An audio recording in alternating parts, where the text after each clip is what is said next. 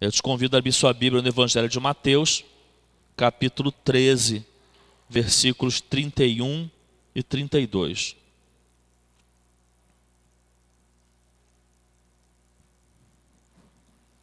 Pode pôr o PowerPoint para mim, por favor. Bom, irmãos, nós estamos hoje a sexta semana que nós estamos ministrando sobre as parábolas de Jesus.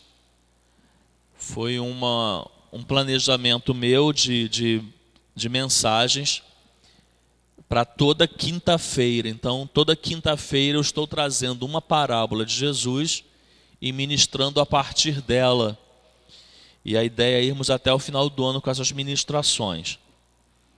E já tem 3 semanas, hoje é a terceira semana que nós estamos no capítulo 13 de Mateus, que é um capítulo que tem bastante parábolas de Jesus. Nós ministramos sobre a parábola do semeador há 2 semanas atrás. Semana passada nós ministramos sobre a parábola do joio e do trigo. E hoje ministraremos sobre a parábola do grão de mostarda, todas no capítulo 13 de Mateus. Então o título da nossa mensagem dessa noite é De um pequeno grão a uma grande árvore, os efeitos do reino de Deus, em nossa vida. Uma análise da parábola do grão de mostarda. Essa parábola ela tem uma semelhança tanto com a parábola do semeador como com a parábola do joio e do trigo. Percebam que já é a terceira semana que estamos falando sobre sementes. A parábola do semeador diz que um semeador saiu a semear e jogava sementes, e para cada semente, de acordo com o solo que recebia essa semente, nós tínhamos um desfecho diferente. Aí na semana passada falamos sobre a parábola do joio e do trigo, que dizia que o filho do homem semeava o joio, mas vinha um maligno e semeava o trigo. Então também falamos sobre sementes. E hoje, mais uma vez, vamos falar sobre sementes. Só que vamos falar da semente, do grão de mostarda, que a parábola apresenta como o menor de todos os grãos. Vamos ao texto. Aqui no PowerPoint tem, é só passar. Mateus capítulo 13, versículos 31 e 32. Diz assim: E contou-lhes outra parábola. O reino dos céus é como um grão de mostarda que um homem plantou em seu campo. Embora seja a menor dentre todas as sementes, quando cresce, torna-se a maior das hortaliças e se transforma numa árvore, de modo que as aves do céu vêm fazer os seus ninhos em seus ramos. Pode voltar. Vamos ler juntos? E contou-lhes outra parábola. O reino dos céus é como um grão de mostarda que um homem plantou em seu campo. Embora seja a menor dentre todas as sementes, quando cresce, torna-se a maior das hortaliças e se transforma numa árvore, de modo que as aves do céu vêm fazer os seus ninhos em seus ramos. Feche seus olhos. Deus, nós oramos ao Senhor nesse momento em que a sua palavra é lida, e nós oramos pedindo para que seu Espírito Santo ministre em nossos corações, para que a sua palavra encontre em nossos corações um lugar onde ela possa ser plantada, onde ela possa crescer e gerar resultados na nossa vida. Que seu Espírito Santo tenha liberdade de atuação neste lugar e possamos estar com nossos corações, a nossa mente voltados para aquilo que o Senhor tem a nos dizer. Nós oramos no nome de Jesus. Amém. Irmãos, olha que interessante. Como eu já venho dizendo ao longo das semanas, o Senhor Jesus ele utiliza de uma figura de linguagem fictícia para dizer uma verdade. Isso são as parábolas, isso é uma parábola. É uma linguagem que, embora fictícia, nos traz uma verdade. E o Senhor Jesus utiliza em vários momentos do seu ministério essa ferramenta para poder fazer analogia com alguma coisa que ele gostaria de dizer. Então, nessa parábola específica, o Senhor Jesus está fazendo uma analogia do grão de mostarda com o reino de Deus. E o que ele diz? O reino de Deus é como um grão de mostarda, que vocês podem ver ali na foto. Põe o primeiro slide, que está mais visível, um dedo e o tamanzinho de um grão de mostarda. E o Senhor Jesus faz uma analogia do grão de mostarda com o reino de Deus. Ele diz: o reino de Deus é como um grão de mostarda, que embora seja o menor dos grãos, quando ele cresce, ele se torna a maior das hortaliças.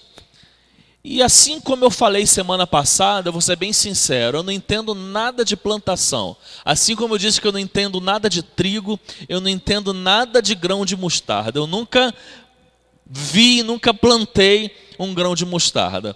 Só que a palavra de Deus nos diz que esse é o menor grão entre as hortaliças, porém, quando ele cresce, ele se torna a maior das hortaliças. Então dizem, irmãos, que uma semente desse tamanzinho, quando cresce, ela pode chegar a 3 metros.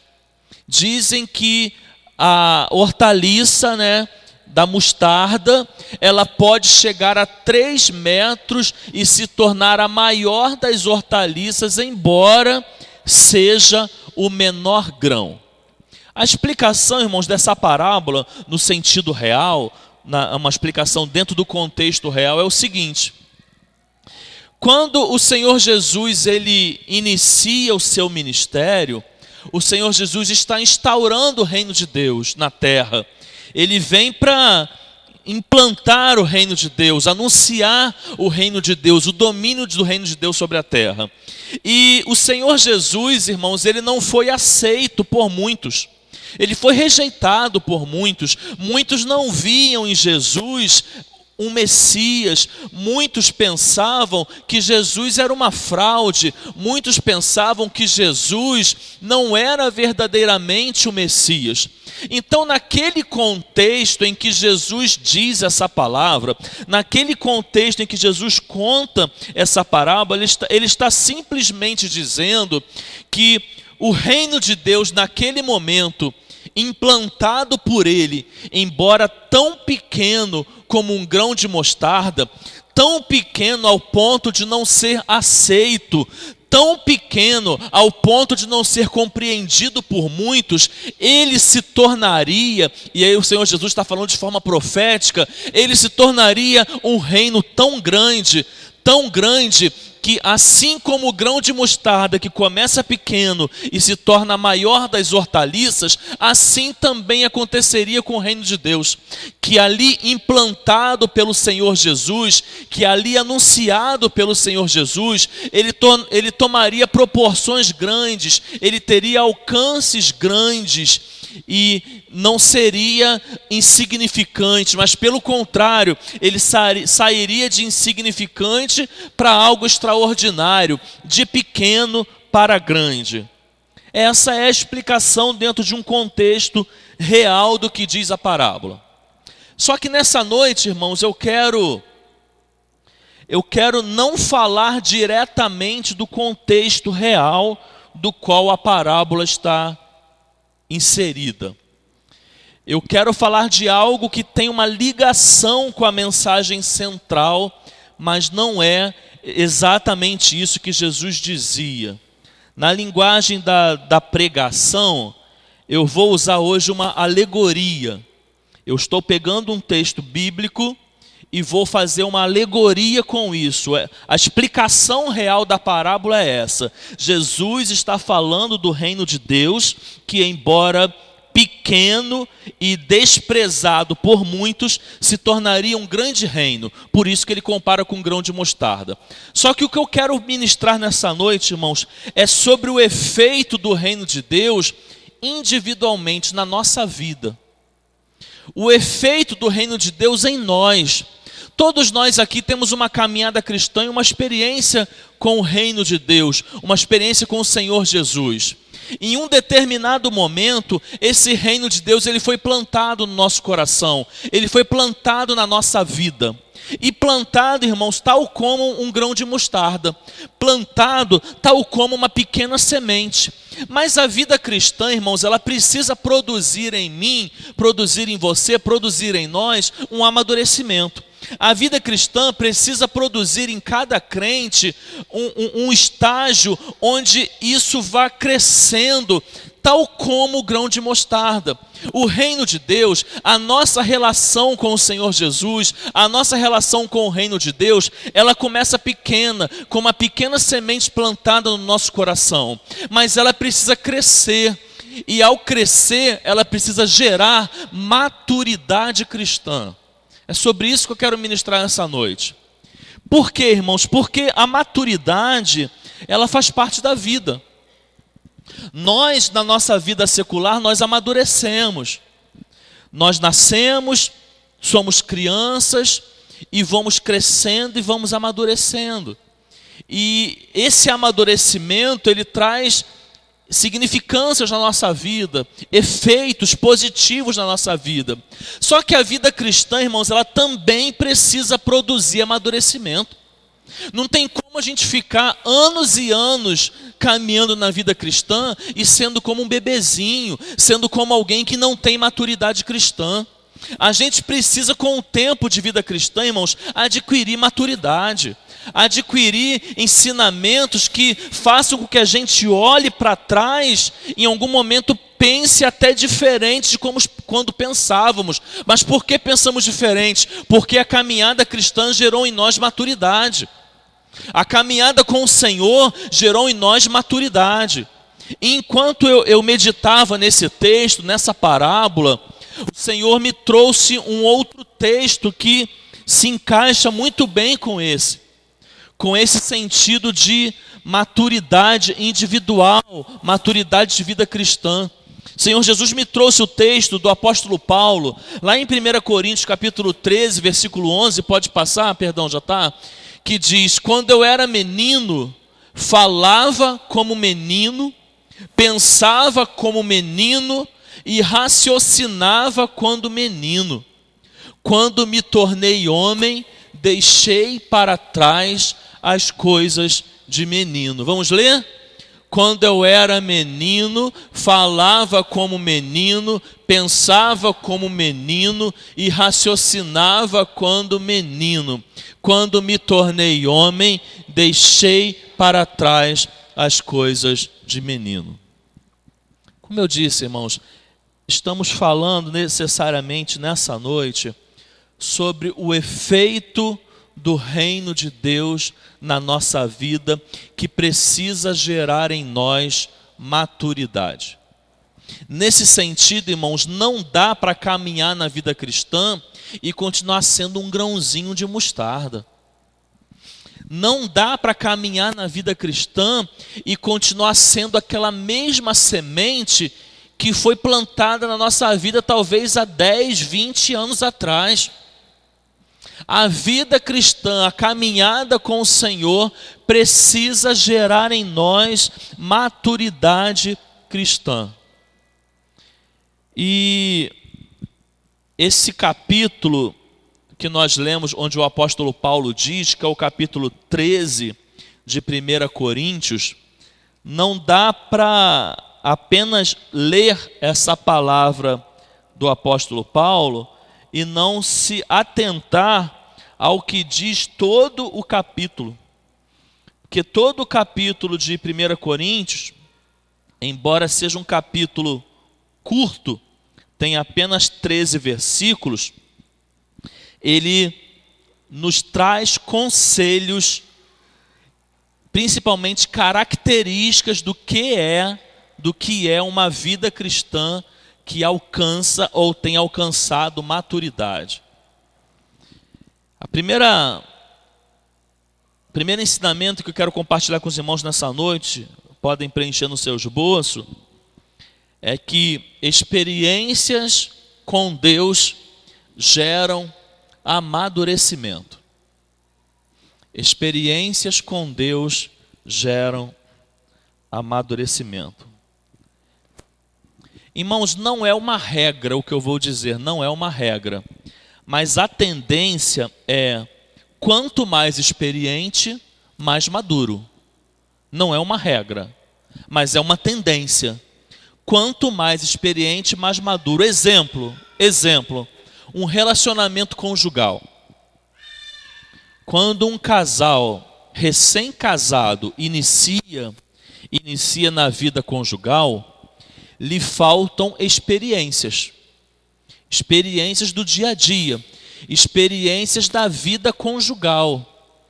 E essa falta de experiência muitas vezes ocasiona no casal imaturidade.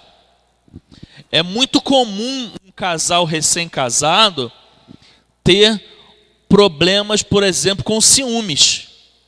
Ciúmes muitas vezes excessivos. Situações que talvez um casal com 10 anos de experiência conjugal já vai viver uma outra realidade em relação a isso. Embora nada seja uma regra, tá? Às vezes pode ter casal com 30 anos que continue imaturo. Mas a gente está falando na maioria dos casos, né? De uma situação que acontece na maioria das vezes. Essa maturidade que um casal alcança em função de quê? Das experiências.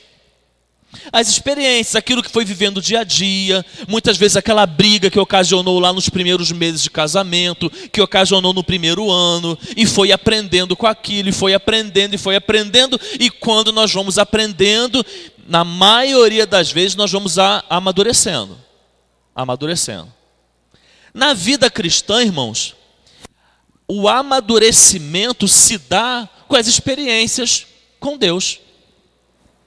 Automaticamente ingressar numa vida cristã e não procurar ter uma aproximação e uma vida de intimidade com Deus que gere em mim experiências com esse Deus, me torna ou me mantém imaturo. É preciso na vida cristã experimentar experiências ou viver experiências com Deus para se alcançar a maturidade. E aí eu quero entrar diretamente nesse capítulo 13 de 1 Coríntios, que ele nos traz grandes ensinamentos sobre o que é maturidade na vida cristã. É um capítulo muito conhecido, é um capítulo que fala sobre amor. Até quem não é cristão já compôs música sobre esse capítulo. Renato Russo compôs uma bela música sobre esse cantor. E ele dizia, é preciso amar as pessoas como se não houvesse amanhã. E ele vai falando em toda a música sobre o amor. É um texto conhecidíssimo e que nos traz grandes ensinamentos sobre o que é ou como deve ser a nossa caminhada de maturidade cristã. Então, no segundo tópico da sua mensagem, você pode preencher que o princípio da maturidade cristã é o amor. O princípio da maturidade cristã é o amor. Irmãos, não tem nenhuma área da vida cristã que o princípio não seja o amor. Não existe, repito, nenhuma área da vida cristã que o princípio não seja o amor. Por quê? Porque a essência de Deus é amor. 1 João capítulo 4, versículo 7 e 8 diz assim: amados, vamos amar uns aos outros, porque o amor vem de Deus, e todo aquele que ama é nascido de Deus e conhece a Deus. Aquele que não ama não conhece a Deus, porque Deus é amor. A essência de Deus é amor. Logo, irmãos, o princípio de tudo na vida cristã, inclusive a maturidade cristã, é o amor. No domingo passado eu estava pregando sobre a justiça de Deus, dentro da série O Cristão Ateu. Eu estava pregando que eu me torno um cristão ateu quando creio em Deus, mas não o considero justo. Só que, para surpresa dos irmãos, o último tópico da minha mensagem foi: Deus não é justo. Por quê? Porque Deus não é justo dentro daquilo que nós definimos como justiça. Porque a concepção que nós temos como justiça não serve para englobar Deus dentro dela. Por que justo? Porque a justiça de Deus é baseada em amor. A justiça de Deus é baseada em amor. E eu disse, ainda bem que Deus não é justo. Porque Romanos diz que todos pecaram e carecem da glória de Deus. Diz que o salário do pecado é a morte. Então, se o nosso senso de justiça, Deus agisse de acordo com ele, nós não estaremos aqui. Nós não teríamos graça, nós não teríamos misericórdia. Se temos, é porque Deus não é justo dentro dos nossos padrões. Mas por quê? Porque o princípio, a essência de Deus é o amor. E na vida cristã, irmãos, a essência é o amor. E é sobre isso que o capítulo vai falando. E eu quero que você deixe sua Bíblia aberta. Se você ainda não abriu, eu quero que você deixe sua Bíblia aberta em 1 Coríntios, capítulo 13, que nós vamos tirar agora alguns ensinamentos sobre a nossa caminhada cristã, o que precisa acontecer para gerar maturidade cristã na nossa vida. Na letra A desse tópico, você pode colocar que o amor é o maior dom que existe.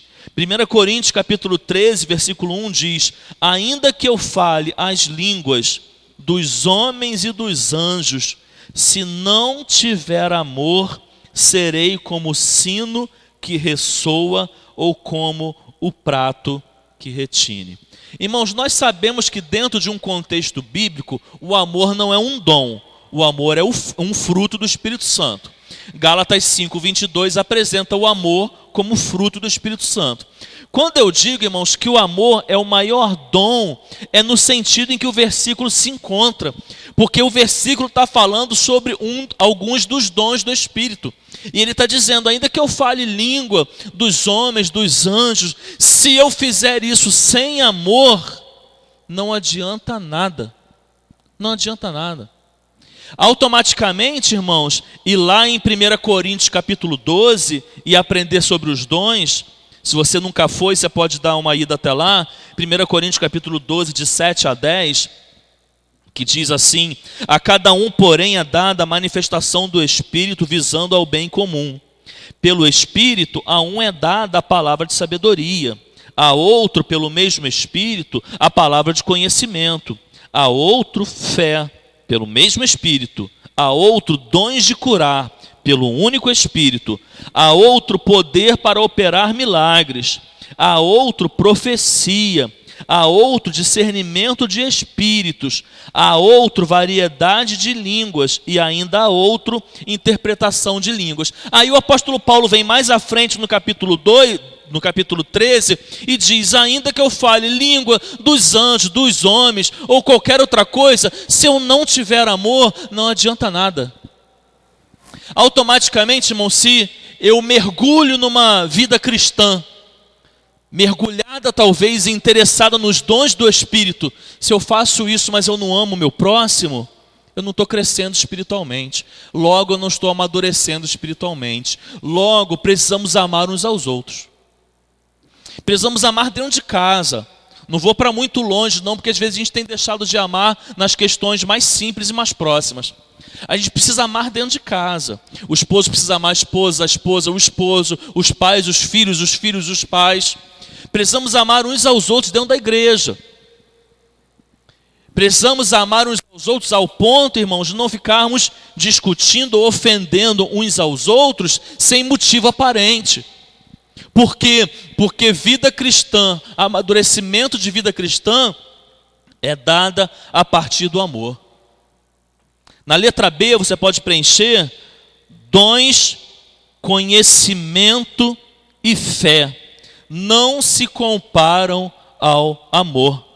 1 Coríntios 13, 2 diz: ainda que eu tenha o dom de profecia e saiba todos os mistérios e todo o conhecimento, e tenha uma fé capaz de mover montanhas, se não tiver amor, nada serei. Além dos dons, irmãos, o apóstolo Paulo está falando agora sobre conhecimento. Conhecimento, eu me lembro de Salomão, Um personagem da Bíblia considerado muito sábio, que tinha muito conhecimento.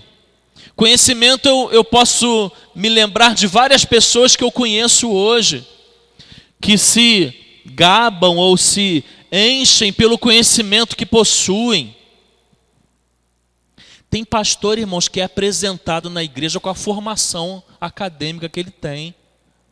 Não, agora nós vamos apresentar, vamos chamar o pastor tal, que é formado nisso, é pós-graduado nisso, é doutor nisso, é pós-doutor nisso. Aí vai pregar, irmãos, é vazio.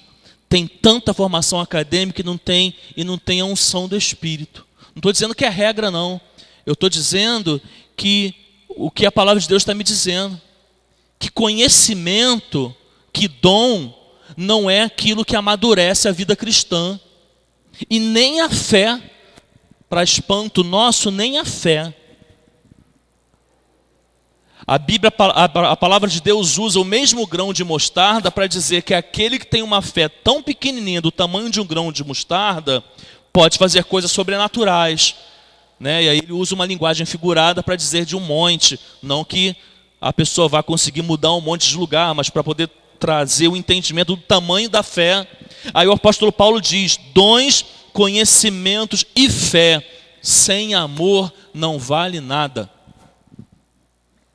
Não adianta vir para a igreja, não adianta ser a pessoa mais culta, não adianta ser um intelectual, não adianta ser um PhD em tantas coisas, não adianta nem ser uma pessoa de fé, se você não ama. Automaticamente quem não ama ou quem não aprende a amar é imaturo na vida cristã. E a letra C, boas obras sem amor não valem de nada. 1 Coríntios 13:3, ainda que eu dê aos pobres tudo o que possuo e entregue o meu corpo para ser queimado, se não tiver amor, nada disso me valerá. Tem uma sociedade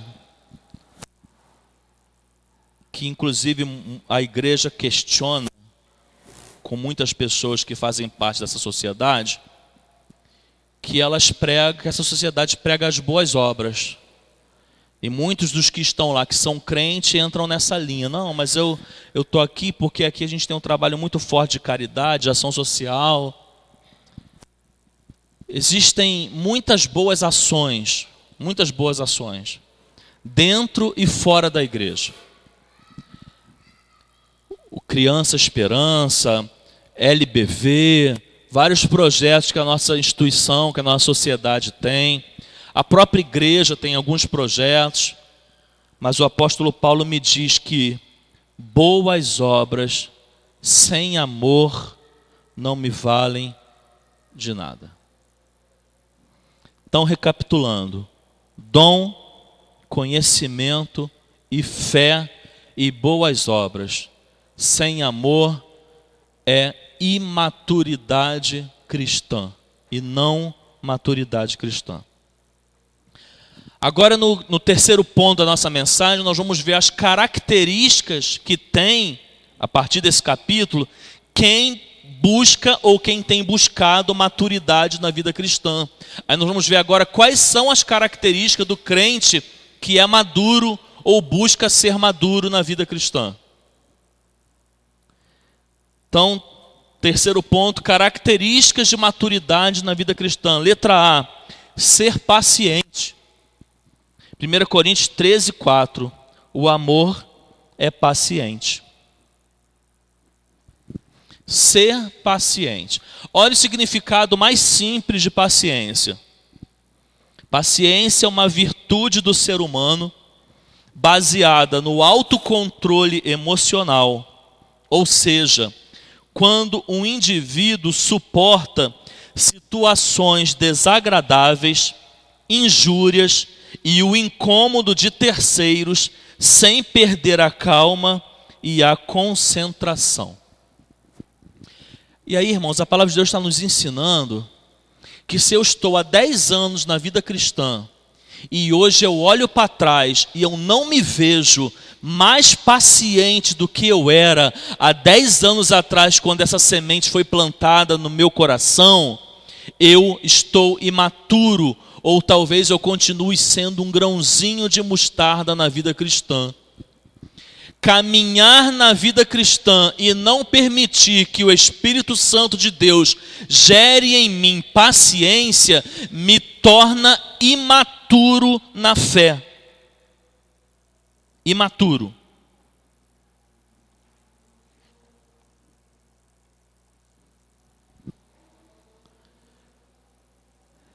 Como é difícil ter paciência em determinadas situações. Mas paciência, mais do que uma terapia ou algo que você precise fazer para o seu controle emocional, paciência, irmãos, é característica de quem tem uma vida cristã madura. E se eu e você queremos ter uma vida cristã madura, queremos transformar um grão de mostarda numa grande árvore, precisamos, na nossa caminhada de vida, exercitar e desenvolver paciência. Segunda característica da maturidade na vida cristã: ser bondoso. 1 Coríntios 13:4, o amor é bondoso. Ser bondoso, irmãos, é ser humano. Ser bondoso é ser humano. Por quê? Porque o diabo, ele roubou a humanidade das pessoas. Alguém que, um pai, irmãos, que joga um filho pela janela de um apartamento, já se desumanizou há muito tempo. Já se desumanizou há muito tempo.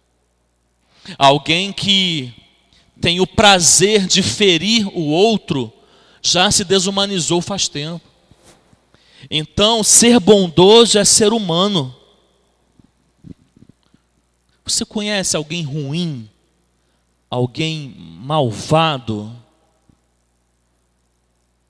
Aquela pessoa que vê que o outro já está numa situação difícil e tem, parece que o prazer de pisar, o prazer de humilhar, o prazer de jogar a pessoa até o nível mais baixo que ela consiga.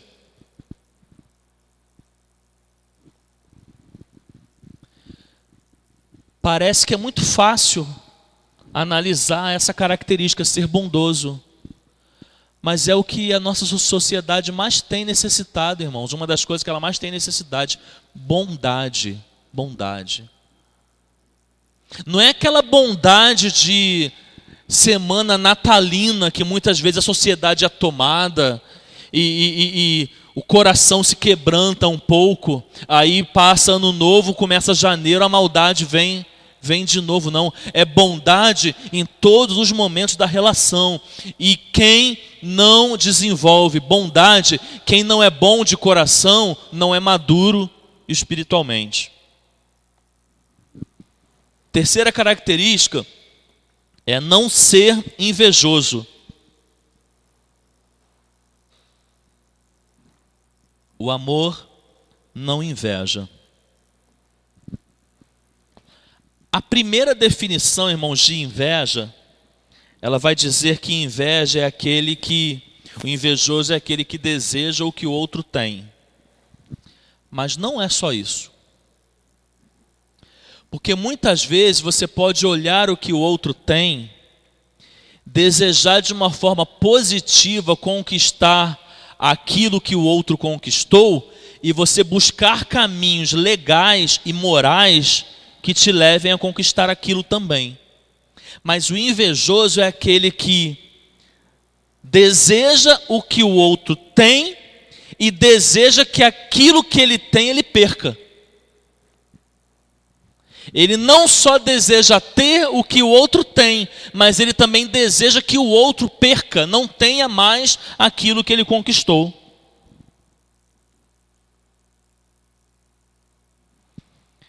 Crente que vive a vida cristã e é dominado pela inveja é imaturo na vida cristã. Quarta característica, não se vangloriar e nem se orgulhar.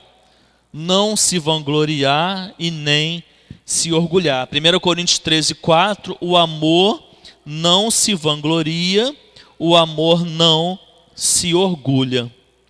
A vanglória, irmãos, é a vaidade exagerada. A vanglória é a vaidade exagerada. É quando você tem uma opinião boa, excessiva demais a seu respeito. É uma vaidade exagerada.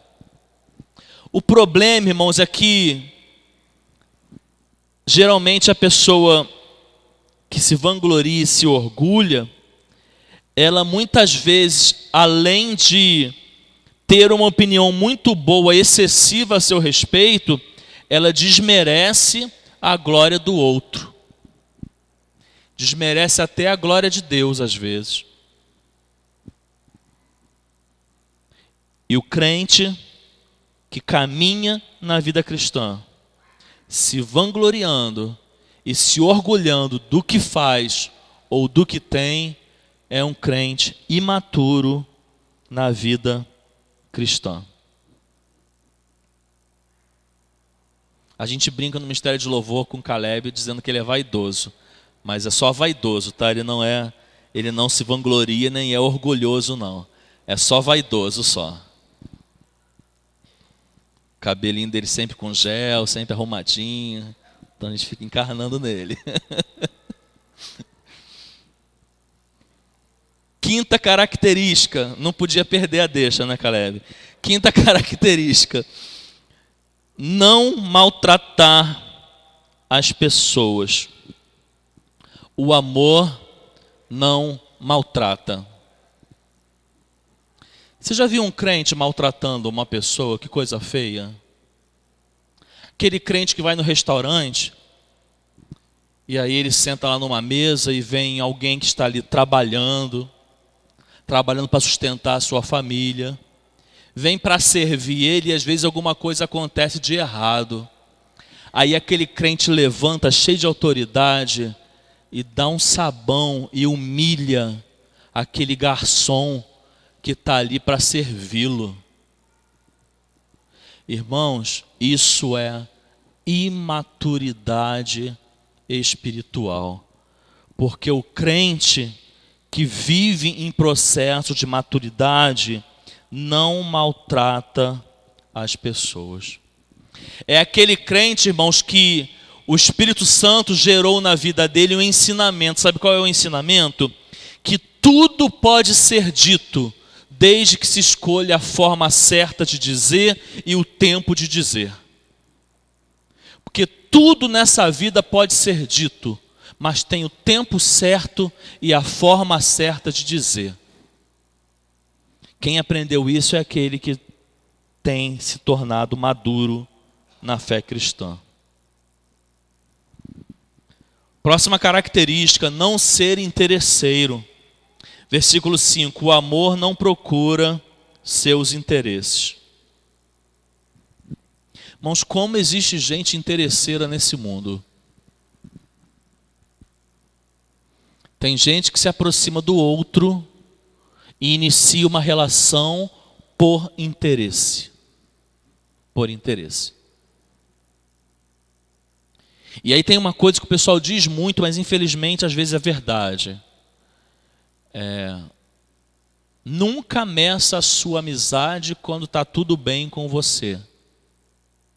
Meça a sua amizade na hora em que você está passando aperto. Porque quando está tudo bem, você vai ter quantidade. Mas quando você está em aperto, você vai ter qualidade. Por quê? Porque as pessoas, muitas vezes, que se aproximam de nós, nos aproximam por puro interesse. Próxima característica, não se irar. O amor não se ira facilmente. É outro ponto, irmãos, que a gente precisa entrar. Não dá para alguém estar caminhando há anos na vida cristã e não conseguir controlar o seu temperamento. É dizer, irmãos, entre aspas, que o Espírito Santo de Deus não tem poder para transformar minha vida.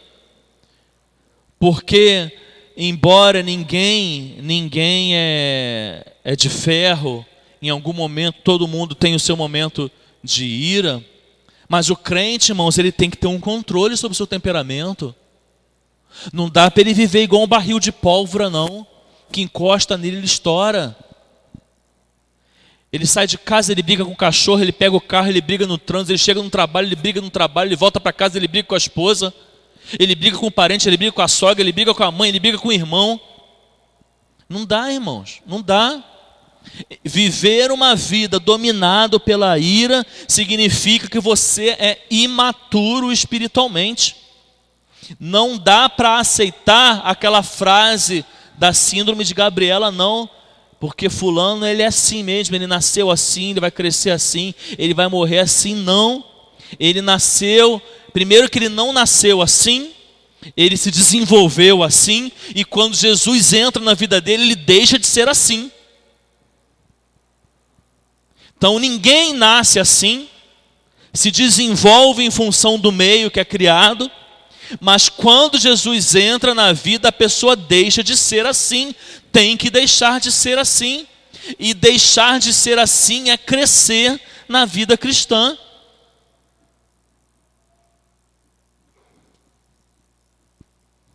Próxima característica, não guardar mágoa. O amor não guarda rancor. Próxima mensagem da série Cristão Ateu Domingo. Quando eu creio em Deus, mas não consigo perdoar. Vamos falar sobre perdão. E aqui também está falando sobre isso. Perdão é característica de quem é maduro na vida cristã. Mateus 18, 21 e 22. Então Pedro aproximou-se de Jesus e perguntou: Senhor, quantas vezes deverei perdoar o meu irmão quando ele pecar contra mim? Até 7 vezes? Jesus respondeu: eu lhe digo, não até 7, mas até 70 vezes 7. Já ouviu o crente que diz: pastor, não adianta, eu não perdoo. Comigo é assim, mexeu, é uma vez só, eu não perdoo. Vai continuar sendo grão de mostarda o resto da vida. Não vai crescer, não vai amadurecer, não vai frutificar. Irmãos, perceba que eu não estou falando de nada que é fácil, não. Não estou falando de nada que é fácil e nem estou falando de coisas que eu domine muito bem, seja perfeito, não. Todos nós temos dificuldades, todos nós precisamos amadurecer em algumas áreas aqui. Talvez em todas. Mas não dá, irmãos, para se fechar para isso, não. Não dá, não. Meu irmão, você tem que perdoar. Ah, mas fulano não se arrependeu, não pediu desculpa, não veio até mim, mas você tem que perdoar. Você tem que liberar a mágoa. Você tem que tirar a mágoa do seu coração.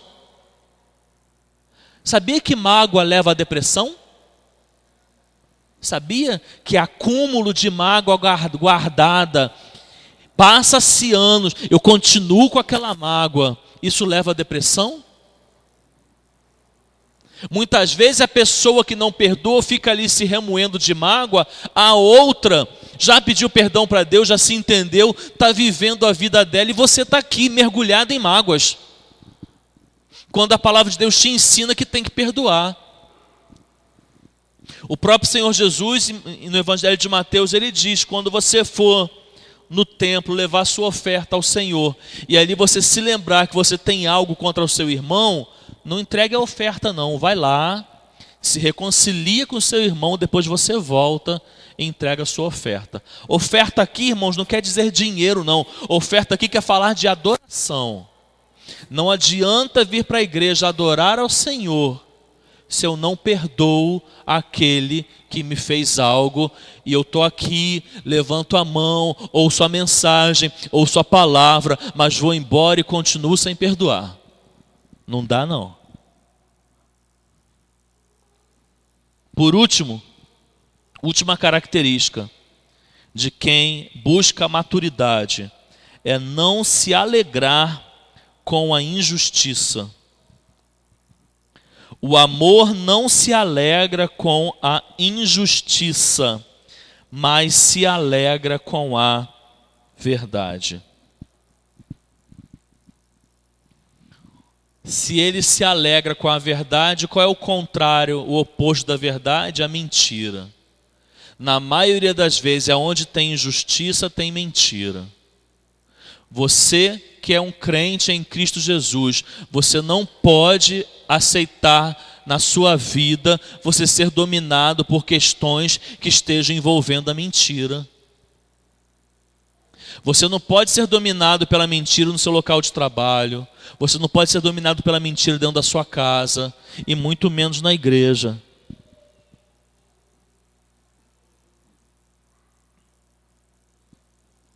Meu irmão, pode parecer simples demais, mas quando você vai na padaria ou no mercado, alguém te dá um troco errado, te dá um dinheiro a mais, você tem que devolver.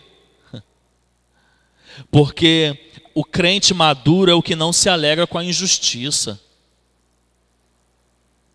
Pode parecer simples demais, mas se você chama alguém para fazer um trabalho para você, e essa pessoa, talvez por ser humilde demais, por ser simples demais, não soube nem te dar o preço, e você percebe que você está levando vantagem, mas você sabe que aquilo é injusto, você tem que pagar a ela aquilo que você acha que é justo. Ah, mas pastor, mas foi ela que me cobrou errado, ela que me cobrou e não percebeu. Mas você é um crente em Cristo Jesus, você não se alegra com a injustiça.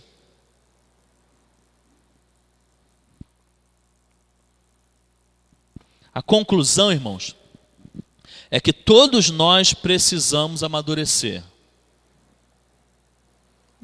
Não dá para dizer, eu já sou a maior das hortaliças. O grão de mostarda que brotou em mim, hoje ele já cresceu e ele já chegou ao máximo que ele poderia chegar. Todo o processo de vida é um processo de amadurecimento. Todos nós precisamos amadurecer. Porém, não aceite continuar sendo um grão de mostarda, continuar sendo alguém imaturo na vida cristã. Sabe por que muitas igrejas hoje pregam tanta heresia e as igrejas lotam? Porque ali está cheio de crente imaturo, que não conhece a palavra de Deus, que não conhece a verdade, e por não conhecer se deixa enganar por qualquer discurso.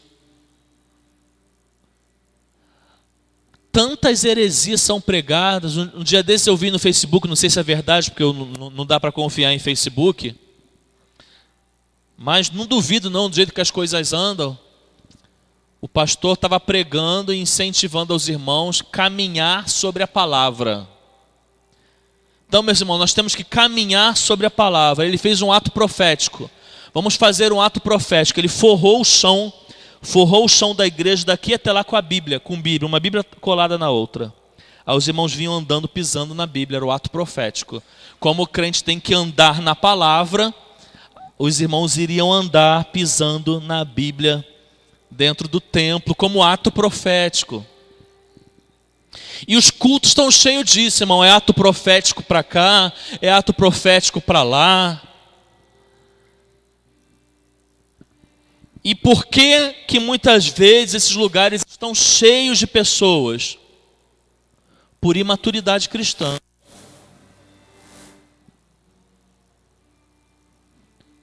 Porque o povo perece por não conhecer as Escrituras. Quando eu era menino, falava como menino, Pensava como menino e raciocinava como menino. Quando me tornei homem, deixei para trás as coisas de menino. Minha oração e minha palavra essa noite é que o grão de mostarda lançado no nosso coração em algum momento da nossa vida, ele venha crescer, gerar em nós crentes maduros, cristãos que conhecem a palavra de Deus, têm intimidade e experiência com Deus, e através das experiências com Deus se tornam maduros. Porque crente sem experiência é crente imaturo, e não existe experiência sem relacionamento. Então o primeiro passo é buscar o relacionamento, a intimidade com Deus. Em função dessa busca por relacionamento e intimidade, isso vai me gerar experiências com Deus, e a experiência vai me gerar maturidade. E a maturidade vai me fazer caminhar a vida cristã, servindo ao Senhor, mas reconhecendo quando é a voz do lobo, quando é raposa, quando não é pastor, reconhecendo, irmãos. O crente maduro, ele não aceita tudo que ouve, porque ele consegue filtrar o que ouve com a palavra de Deus. Tem muita gente pregando, dizendo que está falando em nome de Deus, mas está falando em seu nome. Está falando em nome de Deus coisa nenhuma. Tem muita gente fazendo revelação uma para outra, mas é revelação em seu nome, não é revelação em nome de Deus coisa nenhuma. E tem muita gente embarcando nisso, tem muita gente se afundando nisso, tem muita gente se prejudicando nisso. Mas por quê? Porque tal como a parábola lá do semeador, são crentes que não têm raízes profundas no Senhor. E quando não têm raízes profundas, crescem e morrem. Crescem e morrem. Mas que a sua vida não seja assim. Que você determine para você que a sua vida não vai ser assim. Que você vai viver uma vida intensa de relacionamento com o Senhor, e isso vai gerar maturidade na sua vida. Então você que dias de domingo fica em casa, não frequenta uma escola bíblica dominical, não procura vir para a igreja aprender um pouco mais da palavra, você que vem na igreja uma vez ou outra, você precisa mudar isso na sua vida, você precisa desenvolver relacionamento, buscar conhecimento, porque você precisa crescer.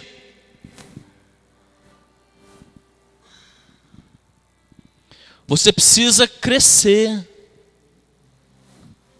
para que você deixe para trás as coisas de menino, e para que a semente, repito, um dia plantada no seu coração, possa crescer, se tornar grande, e o reino de Deus na sua vida seja grande, o reino de Deus na sua vida seja absoluto, o reino de Deus na sua vida seja eterno. Deus te abençoe, Deus abençoe a sua vida, que essa palavra, assim como eu orei no início, possa ter gerado um efeito no seu coração, e que você possa refletir sobre ela ao sair daqui, ao chegar em casa, e isso possa gerar resultados na sua vida. Ministério de louvor, vamos louvar. Fique de pé, vamos louvar o Senhor.